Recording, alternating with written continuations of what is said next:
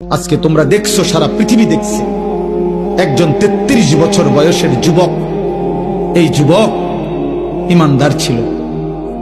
আমার প্রিয় ভাই, আমার কলিজার টুকরা ভাই শহীদ শরীফ উসমান হাদি রাহমাতুল্লাহ আলাই, এই নওজোয়ান ইমানদার নওজোয়ান 5 ওয়াক্ত নামাজ সে পড়ত প্রতিদিন। খুদার কসম, ফজরের নামাজ সে জামাতে পড়ত, ফজরের জন্য বন্ধুদেরকে ডাকতো, ফজরের নামাজ পড়ে তার সংসদীয় এলাকা যেখান থেকে সে স্বতন্ত্র প্রার্থী হতে চেয়েছে সেখানে ওয়ার্কিং করত।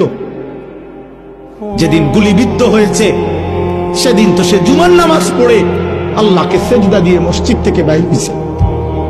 এর কিছুক্ষণের মধ্যেই সে গুলিবিদ্ধ হয়েছে।